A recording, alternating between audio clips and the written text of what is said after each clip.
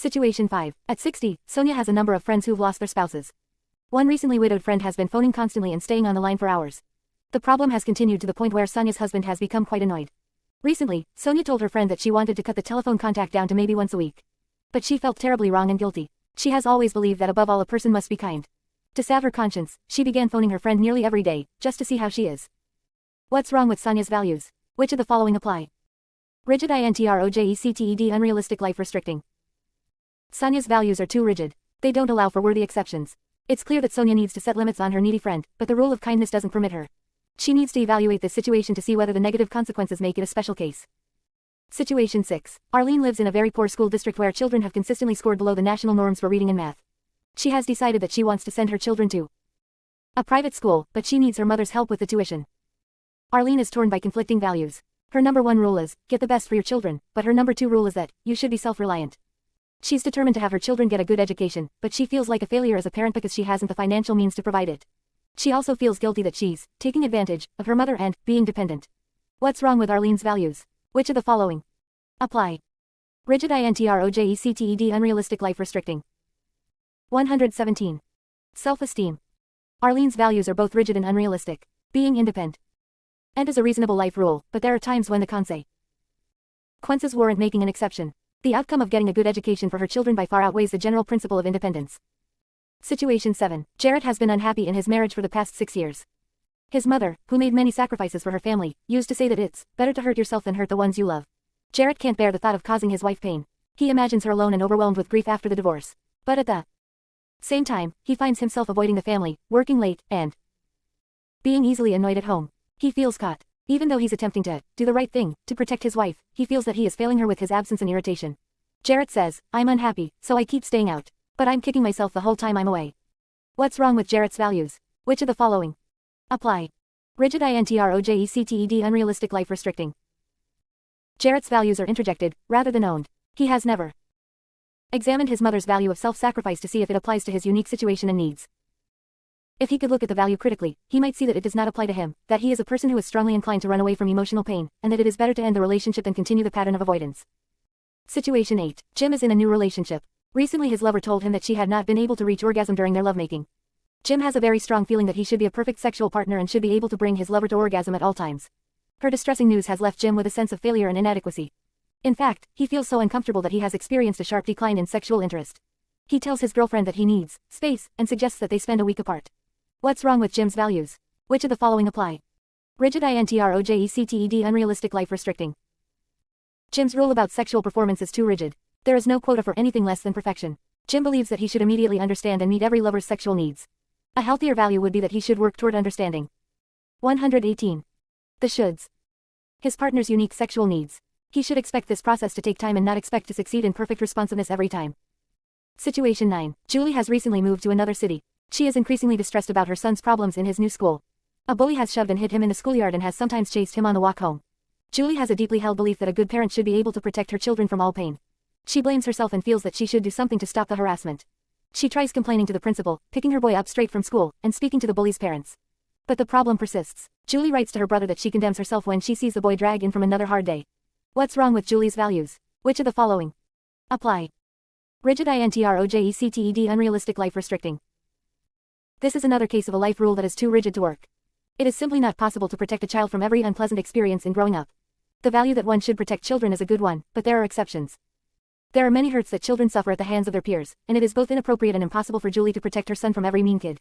Situation 10. Jorge owns a small factory that produces Christmas novelties. The business was founded by his father, who was a man of unlimited energy and drive. His father used to work 14 hours a day and told Jorge that the owner must set the example by working harder than anyone else. Like his father, Jorge puts in 12 to 14-hour days.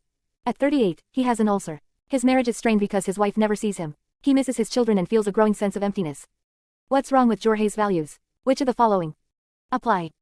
Rigid introjected, unrealistic, life restricting. Jorge has interjected his father's rules without determining if they fit him. His work hard rule is both unrealistic because the negative outcomes far outweigh the benefits, and life restricting because it blocks his need to be with his family. Jorge has symptoms of stress, depression, and marital discord. He's paid too big a price for keeping faith with his father's entrepreneurial ideals. 119. Self-esteem. How shoulds affect your self-esteem? The shoulds attack your self-esteem in two ways. First, your shoulds and values may not fit you. For example, the social mores of Cedar Falls, Iowa, may be quite appropriate for that area but serve you poorly if you move to Manhattan. Your father's rule about hard work may have served him well, but now it's killing you with high blood pressure. A rule against expressing anger might have worked in your very gentle family, but the same rule limits your effectiveness as a foreman. The value that you be slender and well-shaped could be very damaging if you have a different body type. The fact is that many of the shoulds you grew up with simply don't apply to you. They don't fit because you live in a different time and place and have different hopes, hurts, and needs than your parents. The values you've inherited were created by others to fit their needs in their unique circumstances, not yours. When your shoulds don't fit you and begin to conflict with your basic needs, you are then put into an impossible bind. Either you choose deprivation, the giving up of your need, or you choose to break faith with your values. Loss or guilt. If you choose to meet your needs at the expense of strongly held values, you may label yourself as weak, a screw-up, or a failure. Shoulds often demand behavior that is impossible or unhealthy for a given individual. To illustrate how values can sometimes be impossible ideals, consider the case of Al. He's an ex-airline mechanic who's been drinking heavily for 30 years. He held his last job 8 years ago, and lives on Social Security disability in a downtown hotel. He spends his day in one of the plastic chairs in the lobby ruminating about past sins. He hates himself for continuing to drink, for not working, and for not putting his daughter through college. But the truth is that alcohol is the only pleasure he has. Peripheral neuropathy has destroyed his fine motor coordination, and he will never work his trade again. Al's shoulds are demanding the impossible. They provide a daily torture. If Al could create values that fit the person he really is, he might demand of himself what was possible, to visit his daughter when clean and sober, to call her frequently, to lend encouragement and support. Those things Al could do, but because his shoulds require him to be something he is not, he is immobilized to the point of giving his daughter nothing.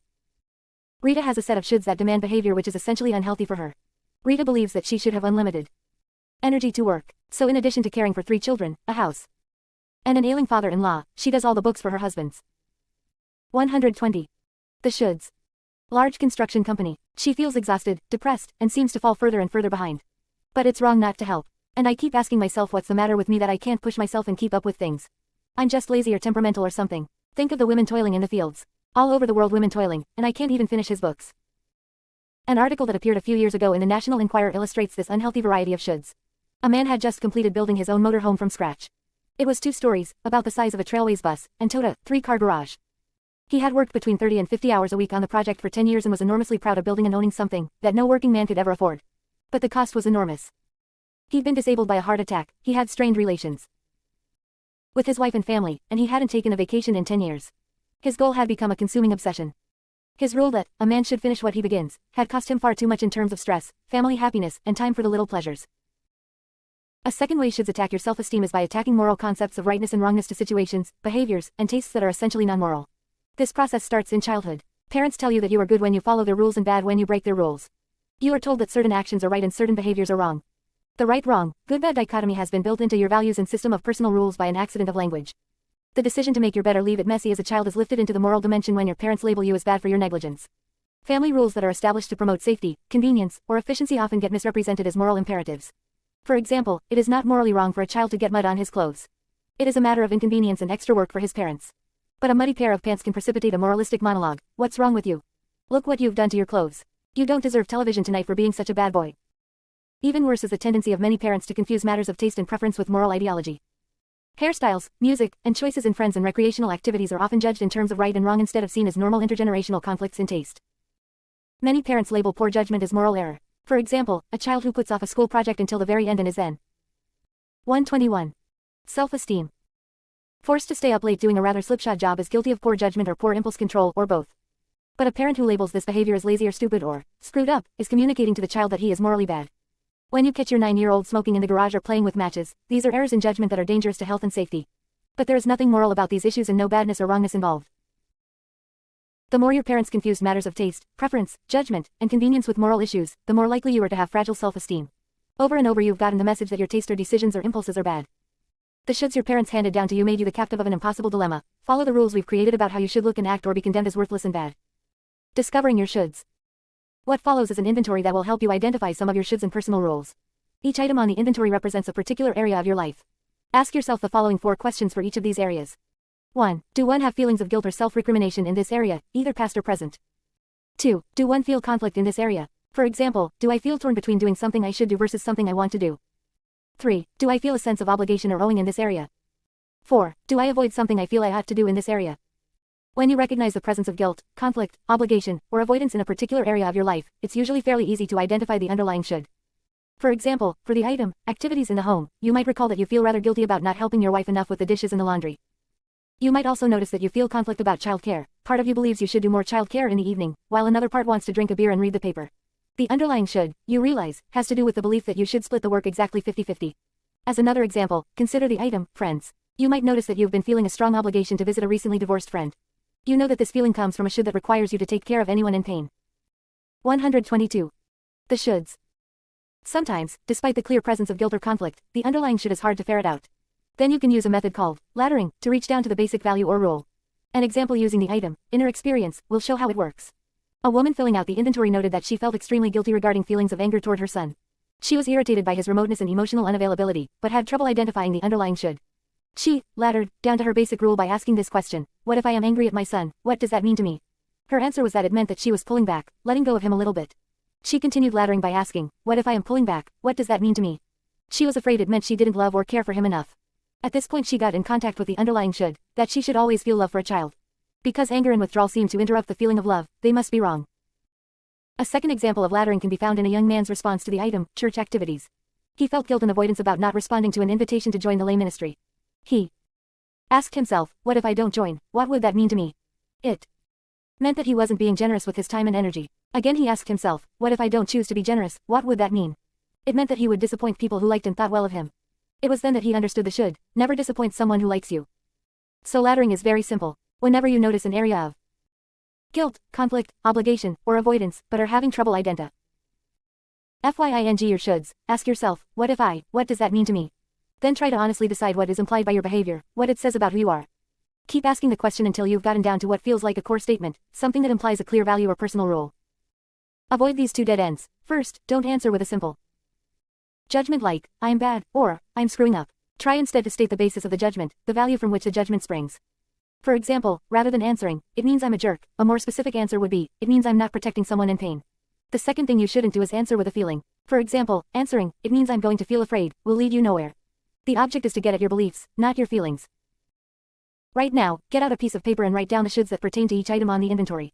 Naturally, some items will yield no shoulds, because you simply don't have areas of guilt. 123. Self-esteem. Conflict, obligation, or avoidance. Other items will be extremely fruitful. Write as many shoulds as you can. Shoulds inventory. 1. Relationships. E-spouse or lover. E-children, registered parents, E-siblings, E-friends. E-people in need. E-teachers, students, or clients. 2. Activities in the home. E-maintenance. E-cleaning, E-decorating. E-straightening. 3. Recreational and social activities. 4. Work activities. E-efficiency. E-coworker relationships. Scent initiative. E-reliability. Scent achievement and working toward goals. 5. Creative activities. 6. Self-improvement activities. E-education. E-growth experiences. E-self-help projects. 7. Sexual activities. 8. Political and community activities. 9. Religious and church activities. 10. Money and finances. E-spending habits. Registered savings. E-working toward financial goals. Scent earning ability. 124. The shoulds. 11. Self-care. E-appearance, E-dress, exercise, E-smoking. E-alcohol. E-drugs. E-prevention. 12. Food and eating. 13. Ways of expressing and dealing with feelings. Registered anger. E-fear. Registered sadness. E-physical pain. Joy. E-sexual attraction. E-love. 14. Inner experience. E-unexpressed feelings. E-unexpressed thoughts. E-unexpressed wishes or desires. Challenging and revising your shoulds. By now you have uncovered a number of shoulds that describe how you ought to behave. Some of these shoulds function as healthy guides. Some of them are psychological bludgeons that the critic uses to destroy your self-esteem. Right now, review your list of shoulds and mark the ones that your critic has used as the basis for attacks. You are now in a position to evaluate these rules to determine if they are healthy and useful. For each should your critic uses, do the following 3 things. 1.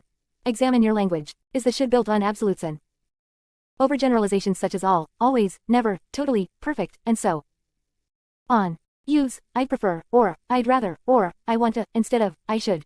The specific situation where you're applying the should may turn out to be an exception to the rule. Acknowledge that possibility by using language that is flexible. 2. Forget concepts of right and wrong. Instead, determine the consequences of applying the rule to the specific situation. What are? 125. Self-esteem. The short and long-term effects on you and the people involved. Does the rule make sense, given who will be heard and who will be helped? 3. Ask yourself if the rule fits the person you really are. Does it take into account your temperament, limitations, enduring traits, ways of protecting yourself, fears, problems, and things that you are not likely to change? Does it allow for your important needs and dreams and the pleasures that sustain you? Does the rule really make sense, given who you are and will likely remain? Rebecca's case is a good example of how these steps will help you deal with your shoulds. Her list included a should that her pathological critic used almost daily. The critic said she should weigh no more than 120 pounds, while Rebecca, in fact, weighed 135 to 140 pounds. The first thing Rebecca did was to examine her language. The phrase, no more than 120, gave the should an absolute quality. Rebecca rewrote her rule more flexibly. I'd prefer to weigh in the neighborhood of 120 pounds. Next, she examined the probable consequences of applying her should. Here's her list of positive and negative outcomes. Positive negative. 1. Look slimmer. 1. Have to weigh my food. 2. Fit into some of my 2. Constantly have to think smaller clothes about what I eat. 3. Feel more attractive. 3. Constantly worry about gaining weight. 4. Like my body more. 4. Have to go back to Weight Watchers. 5. Really have to eat out less. 6. Most of my clothes will no longer fit. Liking her body and feeling more attractive were a big lure for Rebecca, but the negative consequences were much greater than she had realized. She had never put down in black and white before all the problems that dieting created for her. Finally, Rebecca asked herself whether the 120 rule fit the person she really was. She had to admit that her natural weight seemed to fluctuate between 135 to 140, and only with arduous dieting was she able to get into the 125 range. Soon enough her weight would start to climb and she would feel a sense of failure and a drop in self-esteem. Furthermore, much of her social life revolved around 126. The shoulds.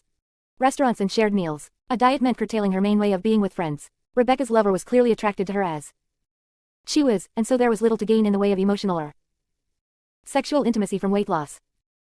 With great reluctance, Rebecca began to accept that the 120 rule didn't fit her and seemed to be costing more than it was worth.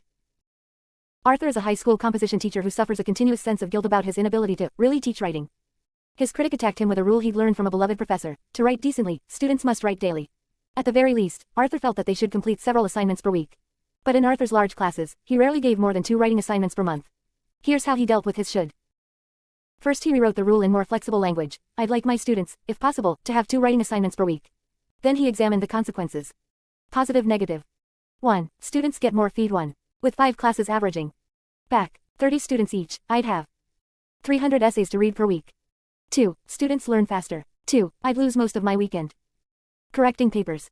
3. I feel successful because 3. It would severely limit time I see more progress with my family. 4. My students score 4. I'd never get to go rock higher on the state climbing achievement tests. 5. It would take a lot of my physical energy. Negative outcomes more than outweighed the positive, and it was clear to Arthur why he gave so few writing assignments. At last, Arthur examined the question of whether the rule really fit him. His answer was a qualified yes. He still believed in the value of frequent assignments. But he now had an answer to his critic. Applying the rule in his crowded school would simply cost him too much both physically and emotionally. Jamie's critic was clever. Her critic used 2 contradictory shoulds so that she remained in a permanent no-win conflict.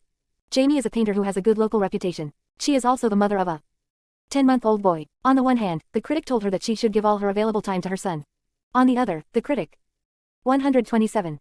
Self-esteem. Demanded that she continue to paint at the same level of productivity she had before the baby was born. Jamie's shoulds damaged her self-esteem in 2 ways. The give everything to your son rule made her reluctant to arrange any childcare. As a result, she felt depressed and listless during the day because there was no time for painting or recreation. These feelings led her to kick herself for being a lazy, bad mother. Jamie's self-esteem also took a beating from the keep painting rule. In the evening, when she felt too tired to face an empty canvas, she kicked herself for wasting her talent and being uncommitted to her art. Here's how she dealt with her shoulds. First, she rewrote them using flexible language. I want to give most of my time to my son, but I want to keep painting as much as possible. Then she examined the consequences of each should. A. Give most of my time to my son. Positive negative. 1. Don't have to feel anxious 1. No energy to paint, or guilty about turning him over to someone else. 2. He's safer with me than 2. Seem to get depressed anyone else during day. 3. He gets more attention. 3. Miss painting and feeling in love for me than involved in a canvas anyone else. 4. The baby cries when 4. Feel stuck in the house. I leave him. 5. I worry about his 5. Miss involvement with separation anxiety. The artistic community. B. Keep painting as much as possible. Positive negative. 1. The pleasure of painting. 1. Without childcare, painting would exhaust me. 2. A sense of meaning. 2. If I got dependable child care, it would cost $50 a week. 3. A break from the baby. 3. I would have to cope with anxiety and guilt about leaving the baby. 128. The shoulds. 4. Maintain connection to art. 4. The baby gets less attention world and love while I'm away. 5. I feel that the baby's less safe while I'm away. Jamie asked herself whether her should made sense for the person she was. It was clear that her needs for artistic expression, meaningful activity, and time off from the baby were being denied by the give everything to your son rule. She was trying to do without one of the sustaining pleasures in her life, and it was costing her in the form of low self-esteem, low energy, and depression. After several weeks of ambivalence, Jamie finally decided to get a babysitter for 2 5-hour periods, with the thought that she would later expand to 15 hours if she felt comfortable. Cutting off the should. When you have decided that a should is undermining your self-esteem, either as a general rule or in a particular situation, you need to cut it out of your internal self-talk. This means aggressively fighting back when the critic tries to hit you with your should. The best way to fight back is to prepare a 1 or 2 sentence mantra that you can memorize and use whenever you feel wrong for not living up to the should. You can say the mantra over and over, as many times as necessary, until the critic shuts up and leaves you alone.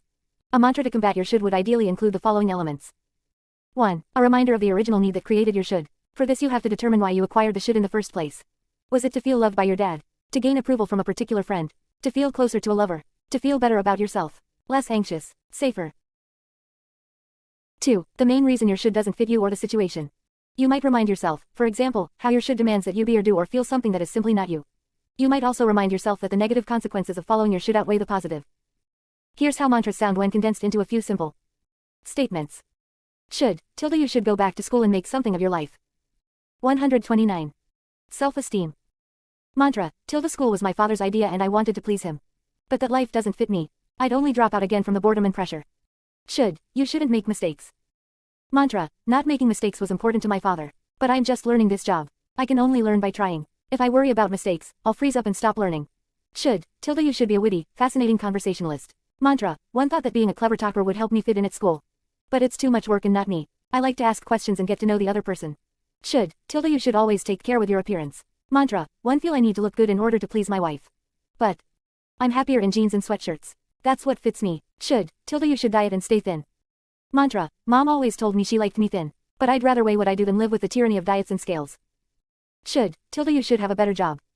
Mantra, a status job is my father's rule. But this job is safe and low stress. When I want stress and uncertainty, I'll go somewhere else. Now it's time to generate your own mantras. In the beginning, reserve them for your most deadly shoulds. Then, as those rules lose their power to create guilt, write mantras for your other shoulds. Having the mantra isn't enough. You must commit yourself to using it every time the critic attacks with an unhealthy should. The critic will give up only if you consistently answer back. Remember that silence is assent. If you fail to reply when the critic attacks, your silence means that you are believing and accepting everything he says. Atonement, when shoulds make sense.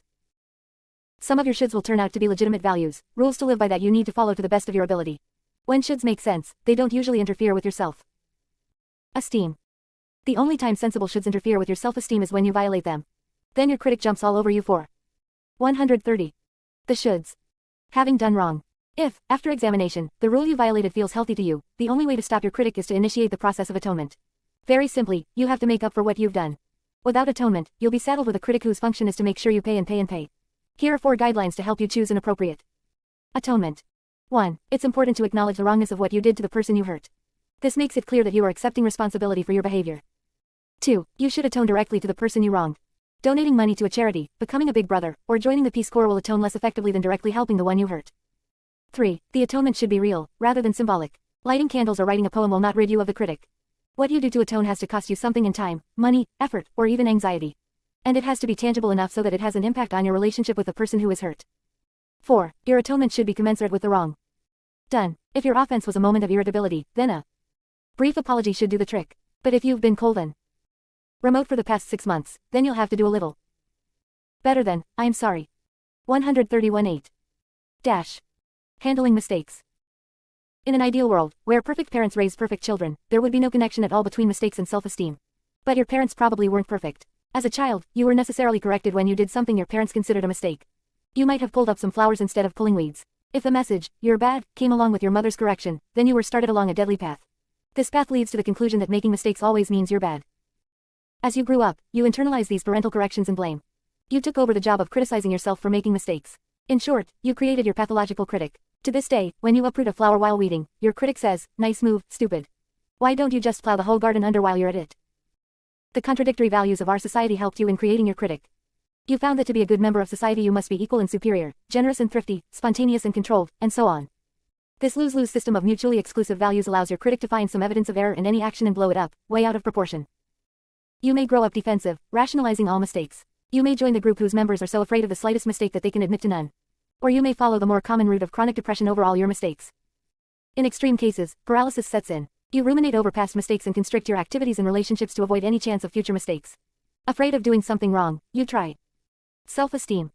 To do the bare minimum perfectly. But even this little is impossible because change and mistakes are inevitable. You're trapped. The fact of the matter is that self-esteem has nothing to do with being perfect. Self-esteem has nothing to do with avoiding mistakes. Self-esteem is rooted in your unconditional acceptance of yourself as an innately worthy being, regardless of mistakes. Feeling good about yourself is not something you do after all mistakes have been corrected, it's something you do in spite of mistakes. The only really serious mistake is agreeing with your pathological critic when he says that mistakes are evidence of worthlessness.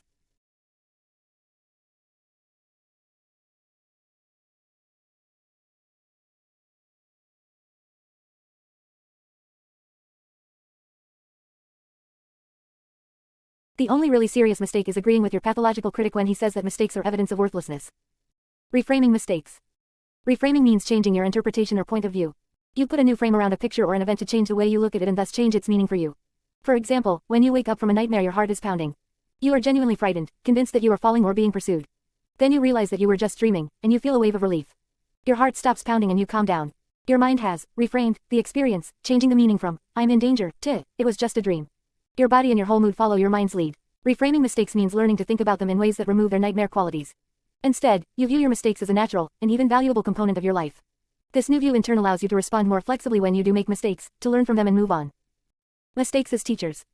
Mistakes are a function of growth and changing awareness. They are an absolute prerequisite for any learning process. Last year you bought the cheap paint, thinking it would do. This year you are a different person, grown older by a year and wiser by watching the paint fade. You are different by virtue of information you didn't have a year ago. It will solve nothing to damage your self-esteem now by castigating yourself for not having been able to see into the future then. Chalk it up to experience and go out and buy some decent paint.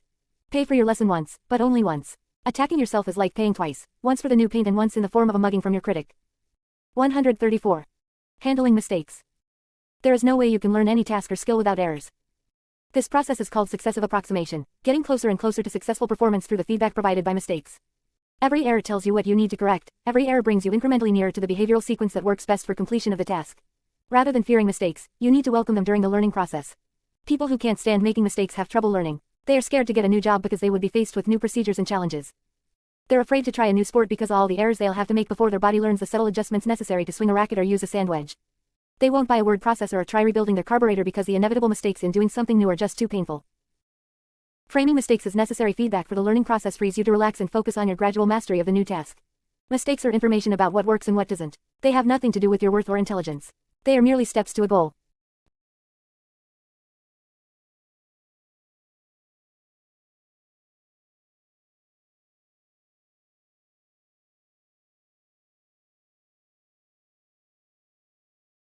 Mistakes as warnings. The dream of perfection turns mistakes from warnings into sins. Mistakes can function like the bell on your typewriter that keeps you from going off the page, or the buzzer that warns you to put on the seatbelt in a car. If you have a minor traffic accident, it can serve as a warning that you need to concentrate on your driving more closely. If you receive AD in a course in school, it can be a warning that your study habits need improvement. When you and your mate have a big fight over a small issue, it can be a warning that you aren't communicating about some other, underlying issue. But perfectionism changes the warning to an indictment. And you become so busy defending yourself from the attacks of your pathological critic that you have no opportunity to heed the lesson of the mistake. You can fight perfectionism by focusing on the warning rather than on your culpability. Mistakes, prerequisite for spontaneity.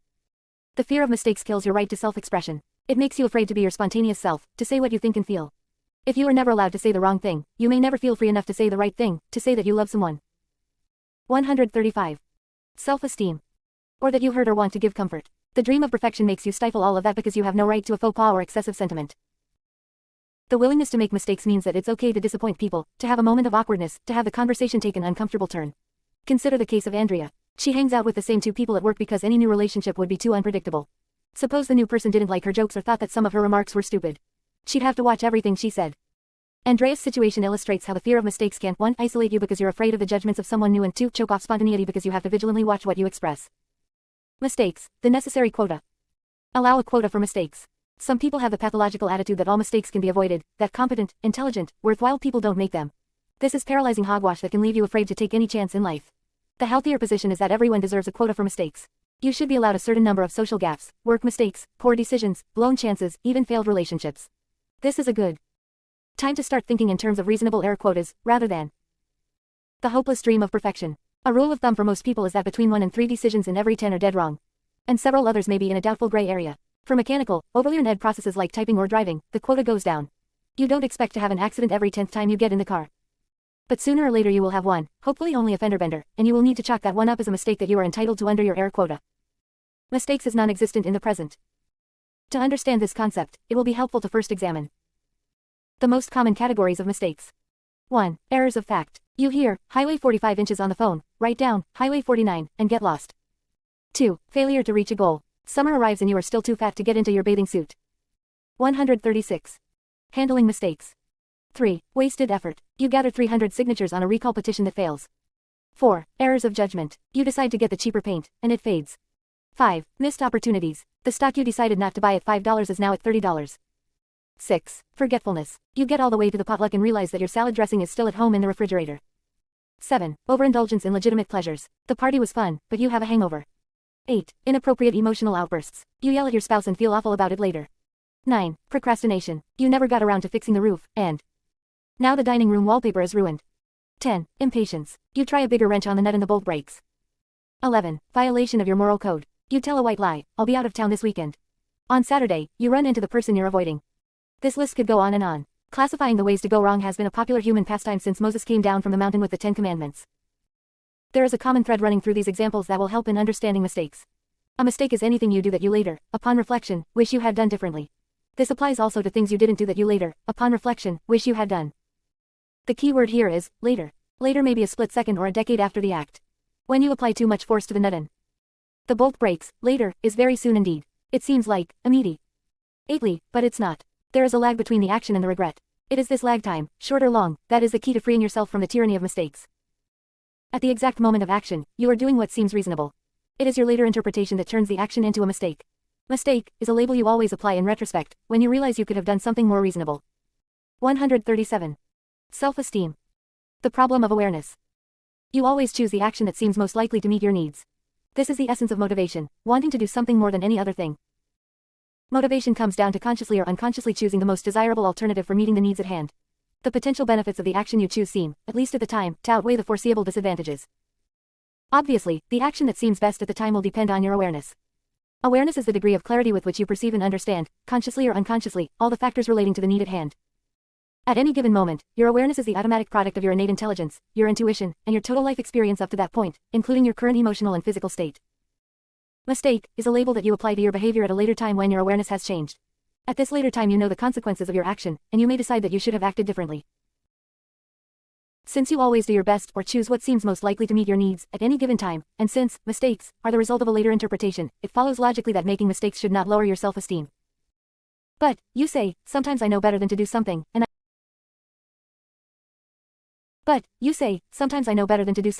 I do it anyway. I know I shouldn't have dessert if I want to lose weight, but I go ahead and have that bowl of ice cream anyway. I feel awful afterwards, and I should feel awful because I let myself down. If this is your line of reasoning, you're missing a crucial point about motivation.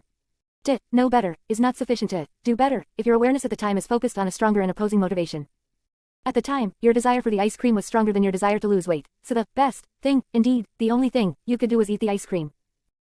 If you label the choice you make good or bad, you end up unjustly punishing yourself for actions you couldn't help performing. More relevant labels would be wise or unwise, and effective or ineffective, since these terms make the more compassionate and accurate judgment that your actions were made out of a limited awareness. In any event, a firm commitment to expanding your awareness will work much better than a grim resolve never to make the same mistake again. Because you will make the same mistake again, until you expand your awareness. 138. Handling mistakes. Responsibility. All this talk about always doing your best may sound like you are not responsible for your actions.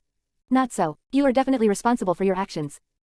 Responsibility means accepting the consequences of your actions. Consequences always come home to roost. For every action, there is a cost to be paid. If you are highly aware of the costs and willing to pay, you will choose relatively wise actions, have fewer occasions to label your actions later as mistakes, and feel better about yourself. If you have a limited awareness of the costs incurred by your actions and aren't willing to pay when the costs come due, you may choose unwise actions, label them as mistakes later, and suffer blows to your self-esteem.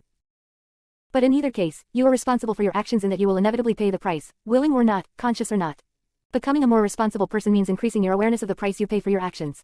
And it's worth the effort, because low awareness means you are later surprised and dismayed at the cost of some of your decisions. The limits of awareness. Your awareness of the probable consequences of your acts is limited by 5 important factors. 1. Ignorance. Many times you have no valid way of predicting consequences because you have never been faced with similar circumstances before. In effect, you are flying blind. If you've never spray painted before, you might have no way of knowing that holding the nozzle too close causes the paint to run. If you don't know how to fold the egg whites for your first soufflé, it may not rise properly. 2. Forgetting. There is no way to remember every consequence of every act you have ever performed. Many events are lost to awareness because they are not sufficiently painful or important. As a result, you frequently repeat mistakes because you simply can't recall how things turned out the last time. One of the authors, who had not been camping for several years, forgot how much he suffered from mosquitoes. As a result, he again neglected to bring repellent on last summer's trip. 3. Denial. People deny and disregard the consequences of previous mistakes for one of two reasons: fear or need. Sometimes they are so afraid of change or of doing things differently that they deny or minimize the negative consequences of their mistakes. Faced. 139. Self-esteem. With the same choice again, they repeat a painful error because all the alternatives seem too threatening. An example is the man who goes on dates and bores women to death with long recitations of his achievements. He suspects it might turn some people off but denies the consequences of his bragging: few repeat dates, no relationships. He clings to denial because he is so afraid of real communication, of letting his hair down and talking about his authentic feelings. Overwhelming need creates the same kind of denial. If you really need something, you tend to deny the negative consequences of getting it. Consider the woman who keeps leaving and then going back to an abusive, alcoholic husband. At the moment she decides to go back, she is most in contact with her feelings of love and dependency. Meanwhile, she has to deny or minimize the inevitably painful consequences in order to have what she needs so much. 4. No alternatives. Many mistakes get repeated because people are simply unaware of any better way to act. They lack the skills, ability, or experience to generate new strategies and solutions. Consider the case of the woman who kept blowing job interviews because she stared at the floor, made brief, one-sentence answers, and couldn't sell herself. 5. Habits. Some habits, ingrained for a lifetime, prevent you from evaluating or having the slightest awareness of your choices. You don't think about the consequences because you don't know you're making a decision. A classic example is the habit of choosing a short-range benefit while ignoring a long-range disaster. A woman went from one dead-end relationship to another. She chronically made the mistake of gravitating toward men who reminded her of her father. Their apparent strength and authority attracted her, but in the long run their coldness and emotional shallowness destroyed the relationship. Another example is a law school graduate who consistently chose the short-term pleasure of smoking marijuana and spending whole weekends in a daze instead of studying for his bar exam. Your awareness is mitigated by all of these factors. For many of your decisions, forgetting, denial, habit, and so on prevent you from making use of your experience. What you know and what has happened to you before is simply unavailable at the moment you decide to act. You cannot be blamed for this. Your awareness, however limited, was all you had to go on when you made the mistake. But just because you aren't to blame, doesn't mean you can't do something about it. You can. The next section will show you how. 140. Handling mistakes. The habit of awareness. The habit of awareness is very simple. It is a commitment to predict the likely consequences, both short and long term, of any significant act or decision. Here are the questions you should ask yourself to increase awareness at the point of decision. Have I ever experienced this situation before? What negative consequences came or might be expected to come from the decision I plan to make? Be sure to consider both short and long-term consequences. Are the consequences worth it, given what I expect to gain? Do I know any alternative with less negative consequences? The main requirement for developing the habit of awareness is to make a promise to yourself. You commit to examining the probable consequences of every significant thing that you do. This shouldn't take the form of neurotic worry. Rather, it is the stance of the questioning mind. You use your experience to develop likely outcome scenarios from each decision. If you are able to make this commitment to awareness, you will make fewer major mistakes. Chronic mistakes. Everyone has one or more areas where similar mistakes are repeated over and over. To increase awareness in these areas, you should do two things after each reoccurrence of the error. 1. Write down in detail the negative consequences of the mistake. The very act of writing, whether you keep the notes or not, is an important memory aid. Determine your priorities. What was the main thing you got or hoped to get from your erroneous decision? Were you seeking a short-term pleasure? Were you trying to feel safe, trying to be liked by others, avoiding loneliness? Is this priority a theme in your life? Is it the basis of other poor decisions? If the same priority chronically sucks you into mistakes, then you must include this factor in your awareness. The priority may be important, but it is also dangerous. Any critical new decision should be examined to see if it is motivated by that priority. If so, that's a red flag. You may be headed toward a repeat of the old mistake. Ask the 4 questions listed above. Slow down and really examine your choices. 141. Self-esteem. Raising your mistake consciousness. Here are some exercises you can do to raise your mistake consciousness. 1. Realize that everyone makes mistakes. Even good guys and heroes. Political leaders, financial moguls, screen stars, great philanthropists, scientists, and healers all make mistakes. In fact, it's often true that the greater the person, the greater his or her mistakes. The Wright brothers failed many times before their plane finally flew at Kitty Hawk. Salk struggled for years before he developed the polio vaccine. Mistakes are the inescapable byproduct of learning or trying anything new. Make a list of historical or public figures who have made significant mistakes. Only include those people for whom you have some appreciation and respect. Make a second list of people you know personally and admire. List their mistakes. Even your beloved teacher may have lost his temper over a small mishap, the captain of your high school football team may have been caught cheating on exams, and the top salesman at work may have bungled an easy sale. Why is it that even good and admirable people make mistakes? The answer is that they didn't recognize their decision as a mistake at the time. They didn't fully anticipate the consequences of an act. Like every other human being that has walked this planet, they had an imperfect awareness, they could not predict with complete accuracy the rippling effects of a current decision on future experience. Brilliant, creative, and powerful people all make errors because the future is hidden. It can only be guessed at. No amount of intelligence or understanding can generate a perfect forecast of what is to come. 2. Realize that even you make mistakes. Make another list of your own mistakes. Take some time at this, since you'll need this list for later exercises. If you seem to be always making mistakes and it feels like your list could go on indefinitely, edit your list down to your 10 biggest mistakes. Now comes the hard part. For the first item on your list, go back in time, back to the moment when the decision was made. Try to remember your thoughts and feelings just before the act. Did you know what would happen, or did you hope for some happier consequence? Did you have any idea of the pain that you or others would feel? If you were aware of the possibility of pain, try to recall how you weighed that against the image of some desirable outcome. Notice which factor seemed bigger at the time. Now try to remember. 142. Handling mistakes. The need or needs that pushed you to the decision. Recall the strength of those needs and how they influenced your choice. Did any alternative action seem more attractive to you? Here is the most important question. If you were to return to that time, with the same needs, perceptions, and predictions of future outcomes, would you act differently? Go ahead and repeat this process with each mistake on your list. Naturally, you should skip items where your memory is too hazy to really answer these questions. 3. Forgiving yourself. You deserve forgiveness for your mistakes, no matter how painful the consequences, for 3 reasons. 1. You made the only decision you could make, given your needs and awareness at the moment you made it. If you worked seriously at the previous exercise, you may have become clearer that you cannot act differently than your awareness allows at a particular point in time. You simply did the best you could. 2. You have already paid for your mistake. Your error led to painful consequences. You have endured those consequences and felt that pain. Unless your mistake hurt others and you need in some way to atone, you have already paid the price of being human. 3. Mistakes are unavoidable. You come into this world knowing nothing. Everything you have learned, from standing upright to running a word processor, has been accomplished at the price of literally thousands of mistakes. You fell hundreds of times before you walked, and you have probably lost your files more than once. The learning process goes on your entire life. And so do the mistakes. It makes no sense to kick yourself for something you can only avoid in the cemetery. Visualization. To gain practice in viewing mistakes is a function of limited awareness. Try this exercise, which combines relaxation, visualization, and affirmation. Sit in a comfortable chair or lie down on your back. Uncross your arms and legs. Close your eyes. Take several slow, deep breaths. Feel yourself becoming more relaxed with each breath. Starting at your feet, scan various parts of your body for tension and relax them. As you breathe in, notice any tension in your feet, then let it flow away when you breathe out. Keep your breath slow and regular. Now notice any tension in your calves as you breathe in, and let the tension flow out as you exhale. Move up to your thighs for the next breath, then your buttocks and pelvis, then your stomach and lower back area, then your chest and upper back. Now move your attention out to your hands. Inhale and feel any tightness, exhale and let it go. Do the same for your forearms. 143. Self-esteem. Your biceps, your shoulders, and your neck. Dwell on these areas for several breaths if you need to. Notice any tension in your jaw muscles, and let it go as you exhale. Next concentrate on your eyes, then forehead, then scalp. Continue to breathe, slowly and deeply, sinking further into relaxation. Now begin forming a picture of yourself. See yourself as you were after a recent mistake, perhaps one of the mistakes on your list. See where you are, see your face, see the position of your body. Be aware that you did your best, given your awareness at that moment. Say the following affirmations to yourself. Just let them drift into your mind. I am a unique and valuable human being. I always do the best I can. I love or like myself, mistakes and all. Repeat these affirmations 3 or 4 times, changing the wording to suit yourself. Now visualize yourself moving through your daily routine. See what you will be doing the rest of today or tomorrow. See that you are unique, that you are valuable, that you are trying to live the best you can. Watch how you always do what seems best at the moment you do it. Finish with this affirmation. Today I like myself more than yesterday. Tomorrow I will like myself even more. When you are ready, open your eyes and get up slowly. As you go about your day, repeat the affirmations whenever they come to mind. Do the full relaxation exercise twice a day. In the morning before you get up, and in bed before falling asleep are good times, since you are already relaxed and in a receptive frame of mind. The exercise will work better for you if you make up your own. Affirmations. The affirmations that work best are short, simple, and positive. Complex affirmations don't seem to get through to your subconscious. Affirmations that contain negatives, such as, I will not criticize myself, seem to be understood by your subconscious as if the negatives had been dropped out. I will criticize myself.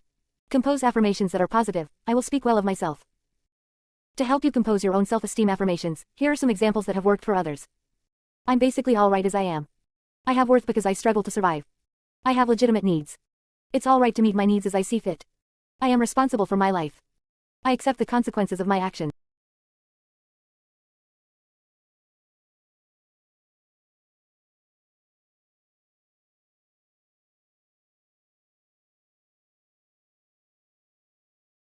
144. Handling mistakes. I feel warm and loving toward myself. I invariably do the best I am capable of at the moment. Mistakes is a label I add later. I am free to make mistakes. Everything I do is an attempt to meet legitimate needs. I am expanding my awareness to make wiser choices. I am letting go of unwise choices in the past. I can do anything I want, but what I want is determined by my awareness. Everything I do involves a price to pay. Shoulds, oughts, and musts are irrelevant. In the moment of choice, I do only what my awareness permits. It's foolish to resent others' actions.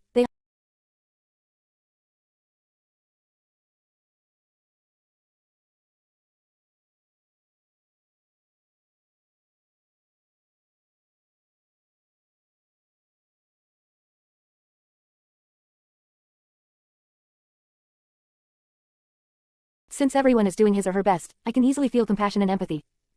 My basic job in life is expanding my awareness. No one is any more or less worthy than one. My mere existence proves my worth. I can learn from my mistakes without guilt and worry. Everyone's awareness is different, so comparisons are worthless. When I feel unsure about what to do, I can examine the consequences. I can invent new ways to satisfy a need and wisely choose the best. Option 145-9. Dash. Responding to criticism. You're painting your bedroom, feeling good about getting the job done. The room looks like new. Somebody comes in and says, "It looks pretty good. Is that the color it will be when it dries? Did you really want it that bright? Uh-oh, look at all the splatters on the floor. You'll never get that enamel off if you let it dry." Your mood is ruined. The room that looked so fresh and sparkling now looks garish and sloppy. Your self-esteem withers under the criticism. The negative opinions of other people can be deadly to self-esteem. They say or imply that you are not worthy in some way, and you can feel your own opinion of yourself plummet. Criticism is such a powerful deflator of weak self-esteem because it arouses your own internal pathological critic and supplies him with ammunition. The critic inside senses an ally in the critic outside, and they join forces to gang up on you. There are many types of criticism. Some is even constructive, as it is when the critic is motivated by a desire to help and couches the criticism in terms of good suggestions for change. Other times, criticism is just nagging, a pointless, habitual recitation of your failings.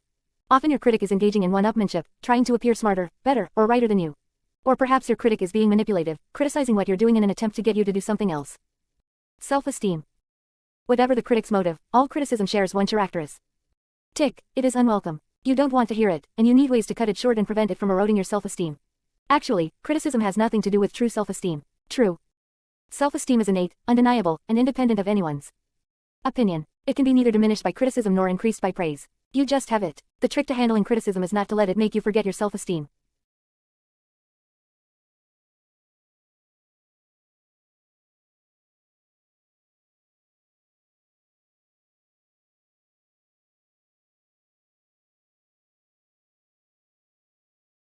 The trick to handling criticism is not to let it make you forget your self-esteem.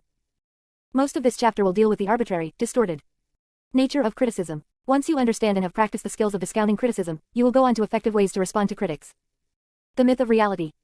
You rely on your senses. Water is wet. Fire is hot. Air is good to breathe. The earth feels solid. You have found so often that things are exactly what they seem to be that you have come to trust your senses. You believe what they tell you about the world. So far so good, as long as you stick to your sense impressions of simple inanimate objects. But when people enter the picture, it gets more complicated. What you expect to see and what you have seen before start to affect what you thought you saw. For example, you see a tall blonde man grab a woman's purse and jump into a tan two-door sedan and roar away down the street. The police come and take your statement, and you tell them exactly what you saw. But the woman who lost her purse insists it was a dark-haired, short guy. Another bystander says the car was gray, not tan. Yet another person is sure it was a 1982 station wagon, not a sedan. 3 people claim to have noted the license, and by cross-checking their stories the police think it was LGH 399 or LGH 393, or maybe LCH 399. The point is that in the heat of the moment you can't trust your senses. Nobody can. We all select, alter, and distort what we see. A TV screen in every head. The example above shows that you rarely perceive reality with 100% accuracy and objectivity. Most often you filter and edit, as if your eyes and ears were a TV camera and you were seeing reality on a screen in your head. Sometimes the screen is not in focus. Sometimes it zooms in on certain details and omits others. Sometimes it magnifies or minimizes. Sometimes the colors are off or the picture shifts to black and white. Sometimes when you are remembering the 148. Responding to criticism. Past, the screen shows you old film clips and you see no, live, reality at all. Your screen is not usually a bad thing. Essentially it reflects the way your senses and your mind are wired together. Without the ability to manipulate images on your mental screen, you could never cope with the flood of information assailing you from the outside world. You could never organize and use past experience. You could never learn or remember. As suggested by the illustration on the next page, your screen is a fabulous machine, with lots of buttons and levers to play with. Here are some important rules about screens. 1. 2. Everybody has one. It's how human beings are wired up. You can only see your screen, not reality directly. Scientists train rigorously to become as perfectly objective as they can. The scientific method is a very precise way to make sure that what researchers are looking at is really there and is really what they think it is. Nevertheless, the history of science is ripe with examples of sincere scientists who have been betrayed by their hopes, fears, and ambitions into propounding false theories. They mistook their screens for reality. You can't fully know what is on someone else's screen. You would have to become that person or possess telepathic powers. You can't fully communicate what's on your screen. Some of what affects your screen is unconscious material, and the messages on your screen come and go much faster than you can talk about them. You can't automatically believe what's on your screen. A little skepticism is a healthy thing. Check things out. Ask around. You may be able to become 99% sure about what's on your screen, but you can never be 100% sure. On the other hand, you shouldn't be so suspicious that you don't believe anything you see or hear. That is the road to alienation, conspiracy theories, and all-out paranoia. Your internal self-talk is a voiceover commentary on what you see on the screen. Your self-talk can contain the destructive comments of your internal pathological critic, or your healthy refutations of the critic. The voiceover interprets and can distort what you see. Sometimes you are aware of the voiceover, but often you are not. 149. Self-esteem. 150. 10, 11, 12, 13. Responding to criticism. The more distorted your screen becomes, the more certain you will be that what you see there is accurate. There is no one so sure as someone totally deluded. You can control some of what you see on your screen all the time. Just close your eyes or clap your hands. You can control all of what you see on your screen some of the time. For example, meditation can take you to a place where you are intensely aware of only one thing. Hypnosis can narrow your focus down to one thought or past event. But outside of these special states, total control is rare. You can't control all of what you see all of the time. You can improve the quality of the picture on your screen, but you can't get rid of the screen. Reading a self-help book like this one is a way to improve the accuracy of what you see on your screen. So is studying physics, painting a still life, asking questions, trying new experiences, or getting to know someone better. As good as your screen gets, though, you're stuck with it. Only dead people don't have screens. Critics don't criticize you, they only criticize what they see on their screens. They may claim to see you clearly, better than you can see yourself. But they are never seeing the real you, only their screen portrait. Remember, the more adamant a critic is about the accuracy of his or her observation, the greater the chance that his or her screen image of you is distorted. Your perception of reality is only one of the inputs to your screen. These perceptions are colored by your inborn abilities and characteristics. Your perceptions can be influenced by your physiological or emotional state at the time. Your view of reality can be distorted or impaired by memories of similar scenes from your past, by your beliefs, or by your needs. Let's examine this last rule in more detail. There are many input jacks, as it were, through which images may reach your screen. Only 5 of them have anything to do with reality: sight, sound, touch, taste, and smell. And these 5 can be influenced or overridden by many other inputs. For example, you see a gray-haired man with wrinkles on his face get out of a car and walk into a bank. This is what your senses tell you. Your innate constitution will determine how quickly and intensely you react to your sense impressions. If you have just had a 151. Self-esteem. Hard time finding a parking place and you're worried about being late for an appointment, you will be irritable and likely to make a negative judgment of everything you see. Your past experience of gray-haired, wrinkled man tells you that he is about 50 years old. Your knowledge of cars tells you that his is an expensive Mercedes. His solemn expression reminds you of your Uncle Max, who has an ulcer, so you think that this man probably has an ulcer. Your past experience of banks and men's fashions tells you that he probably has money. Your beliefs and prejudices tell you that this guy is a rich, hard-driving businessman who wrings money out of those who need it more than he does. He is probably possession-proud, since he drives an expensive Mercedes, and he's probably unable to fully express his feelings, just like your Uncle Max. Your need to feel kinder, more noble, and caring than others leads you to rank this stranger below yourself in these important categories. You don't like him. You feel quite critical. Given the opportunity, you might express your criticism of this unfortunate man to him. And if he suffers from extraordinarily weak self-esteem, he might agree with your snap judgment of him. And the whole exchange would be a waste of your time and his, because it would have little to do with reality. It would be a result of a mishmash of observations, feelings, memories, beliefs, and needs that you had on your screen at a given moment. Screen inputs.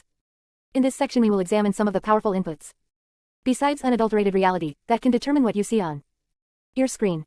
1. Innate constitution. Certain things about everyone are genetically determined. Not just hair color, eye color, and the like, but certain behavioral tendencies appear to be established from birth.